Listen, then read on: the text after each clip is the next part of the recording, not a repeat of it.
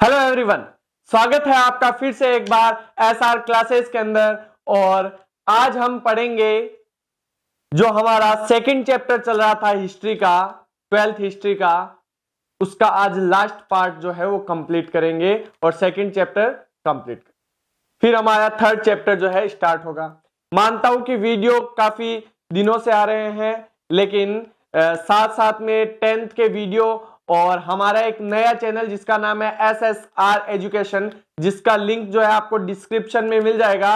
अगर आप government exam की तैयारी करना चाहते हैं तो रीजनिंग, जीके से रिलेटेड जो भी आपको क्लासेस हैं वो वहां पर मिल जाएगी, धीरे धीरे डाली जाएगी। ठीक है, एक साथ तो डाल नहीं सकते ना। तो देखिए, हम बात करते हैं आगे भूमिदान की। प्राचीन समय में जो भूमिदान की जाती थी, क्यों की जाती थी? अच्छा, पहली बात तो यह है कि प्राचीन समय में स्त्रियों को संपत्ति का अधिकार नहीं था। यह हम तीसरे पार्ट में पढ़ेंगे, लेकिन यहां पर थोड़ा सा ध्यान देना, संपत्ति का अधिकार नहीं था। लेकिन एक स्त्री थी जिसका नाम था प्रभावती गुप्त। ये प्रभावती गुप्त कौन थी? चंद्रगुप्त द्वितीय का नाम सुना होगा आपने, विक्रमादित्य जिसके 9 रत्न थे। या आपने ये भी सुना होगा कि जिसने विक्रम संवत की स्थापना की थी 57 ईसा पूर्व में, उसी की बात कर रहा हूं मैं, जिसको चंद्रगुप्त द्वितीय भी बोला करते थे। उनकी बेटी का नाम था प्रभावती गुप्त।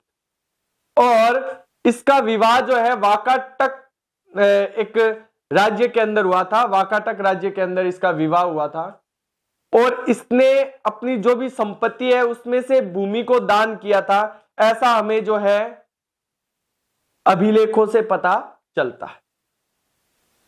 इसके साथ साथ जो राजा होते थे वो अपनी भूमि को दान में दिया करते थे, ब्राह्मणों को दिया करते थे, या अन्य मान लो गरीब हो गया, या किसी न किसी को भूमि दान किया करते थे। क्यों किया करते थे? उसके पीछे इतिहासकारों में मतभेद है। कुछ इतिहासकार कुछ कहते हैं और कुछ इतिहासकार अलग कहते हैं। कुछ इतिहासकारों का कहना है कि भाई, आज राजा के पास कोई भूमि है, राजा खुद तो उसको जोतेगा नहीं। राजा सोचता था कि अगर मैं इस भूमि को दान कर दूंगा, गरीबों के अंदर दान कर दूंगा, तो वो लोग इस पर खेती करेंगे, इससे राज्य का ही लाभ होगा। यानी कि राज्य के अंदर कृषि का विकास करने के लिए भी भूमिदान किया जाता था। यह बात तो अपने समझ में आती है। उसके बाद यह बात भी सही है कि राजा जो है समर्थन पाने के लिए, कि जनता उसके साथ रहे हमेशा, और जनता का समर्थन पाने के लिए, जनता के सामने दयालु बनने के लिए, जनता के सामने दानी बनने के लिए वो जनता में जो है भूमिदान किया करते। जैसे कि जब चुनाव पास में आते हैं तो बड़े बड़े नेता क्या करते हैं? नए नए वादे लेकर के आते हैं। कोई बोलते हैं सड़कें बनवा देंगे, कोई बोलते हैं नालियां बनवा देंगे, कोई बोलते हैं पुल बनवा देंगे, कोई बोलते हैं कि नहर का पानी आ जाएगा। आता है या नहीं है वो अलग बात है, लेकिन वादे तो करते हैं ना। वैसे ही यहां पर कोई चुनाव तो नहीं हुआ करता था, लेकिन राजा लोगों को जनता का समर्थन चाहिए होता था, और वो समर्थन प्राप्त करने के लिए वो अक्सर जो है भूमिदान किया करते। उम्मीद करता हूं कि भूमिदान का जो टॉपिक है वो आपको समझ में आया। आगे बात करते हैं अपन सम्भ्रांत वर्ग तथा शिल्पकार। सम्भ्रांत मतलब जो 6ठी शताब्दी ईसा पूर्व में जो नगर बसे थे, नए महाजनपद की जो राजधानियां थी, हस्तिनापुर थी, इंद्रप्रस्थ थी, पाटलिपुत्र थी, वैशाली थी, ठीक है, और भी कई जैसे कि अहिछत्रपुर थी। तो ऐसे जो नगर बसे थे उनके अंदर जो प्रसिद्ध वर्ग थे, सम्भ्रांत वर्ग मतलब जो प्रसिद्ध वर्ग थे, प्रतिष्ठित वर्ग जो थे, उनके बारे में अगर बात करें तो देखिए, वहां से हमें एक पात्र मिला जिसके बारे में हमने पिछले वीडियो में चर्चा की है। जिसने हमारा पिछला वीडियो नहीं देखा है वो डिस्क्रिप्शन बॉक्स में आपको लिंक मिल जाएगा पिछले वीडियो का, या अगर जिसने आज ही पढ़ना शुरू किया है तो पिछला चैप्टर भी पढ़ सकता है। पिछले चैप्टर का भी लिंक जो है वो मैं डिस्क्रिप्शन में दे दूंगा। और इस चैप्टर के 4 पार्ट आ चुके हैं और ये 5वां पार्ट है। इस टॉपिक के अंदर हर एक चीज को डीपली समझाया गया है और इस तरीके से समझाया गया है कि आप बिल्कुल भी बोर नहीं होंगे। अक्सर क्या होते हैं कि स्टूडेंट जो है इतिहास के अंदर बोर होने लग जाते हैं। अगर उसी इतिहास को अगर कहानी के माध्यम से समझाया जाए तो मेरे ख्याल से कोई भी बोर नहीं होगा। तो अगर किसी ने पिछले वीडियो नहीं देखे हैं तो वो डिस्क्रिप्शन बॉक्स में जाएं और वहां पर आपको लिंक मिल जाएगा, पहले वो वीडियोस देख लें।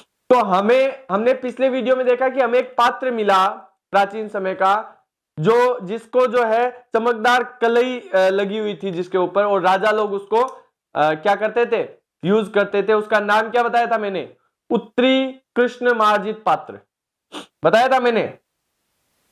तो वो जो कटोरे मिले थे या अन्य और भी कई चीजें मिली थी, जैसे शीशा हो गया, या राजा द्वारा या किसी व्यापारी द्वारा या किसी लोहकार, स्वर्णकार, धोबी या किसी के द्वारा भी कोई भी वस्तु उपयोग में ली जाती थी, वो वस्तुएं हमें मिली।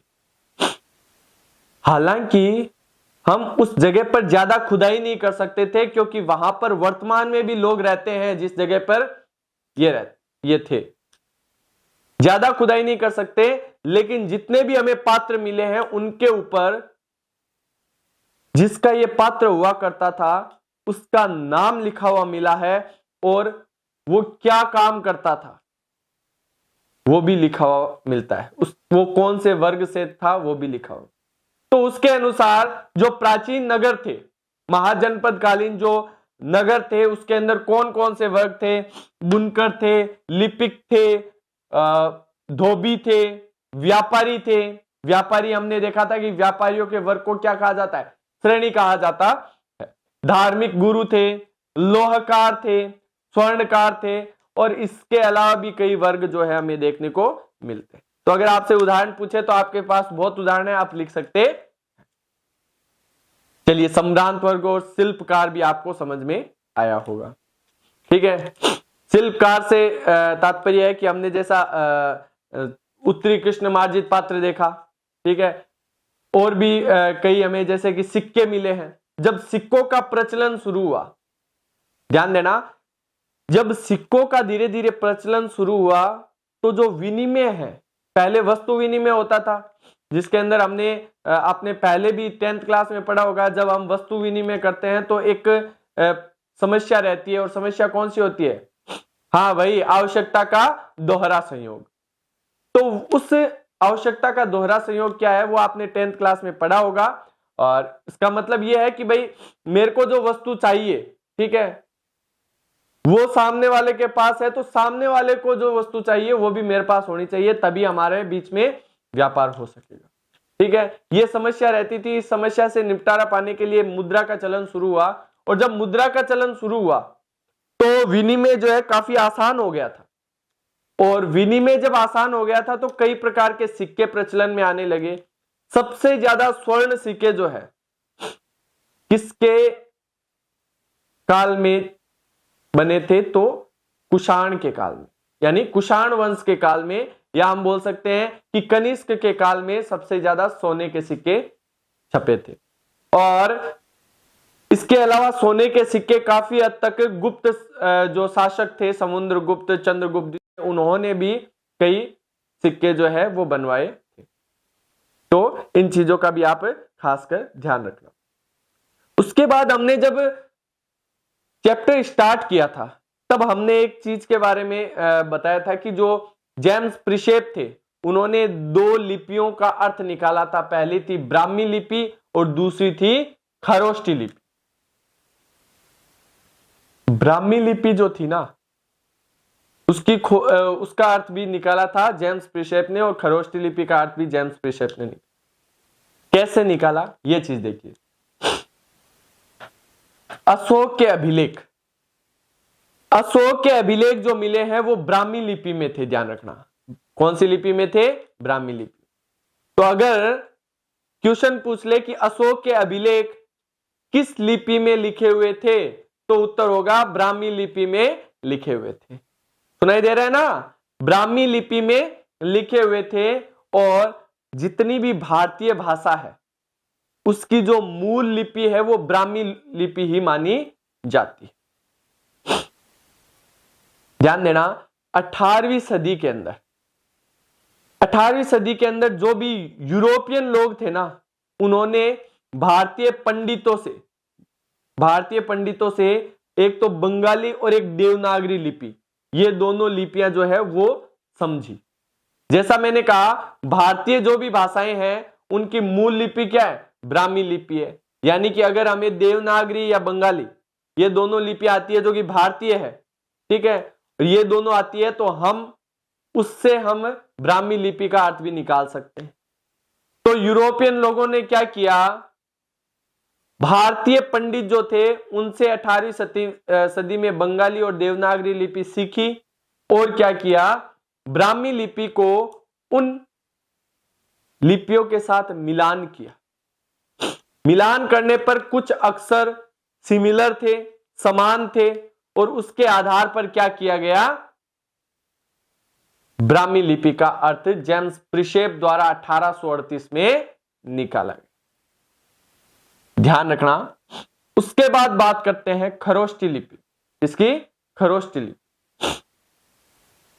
खरोष्टी लिपि जो है ज्यादातर हमें जो हिंद यूनानी शासक थे, हिंद यूनानी जो राज्य थे, हिंद यूनान जो राज्य था, ठीक है, हिंद यवन भी बोलते हैं, हिंद यवन जो राज्य था जिसके अंदर हिंद यूनानी जो शासक थे, उनके द्वारा जो बनवाए गए जो सिक्के थे उनके ऊपर हमें यूनानी भाषा या खरोष्टी लिपि में लिखा हुआ मिलता है।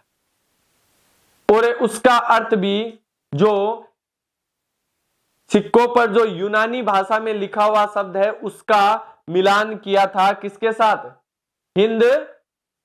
खरोष्टी लिपि के साथ मिलान किया। जैसे कि कोई भी शब्द है उसके अंदर दो शब्द मिल रहे हैं, इसका मतलब दोनों का अर्थ जो है सेम है। इस आधार पर जो है खरोष्टी लिपि की भी खोज जेम्स प्रिशेप द्वारा की गई थी।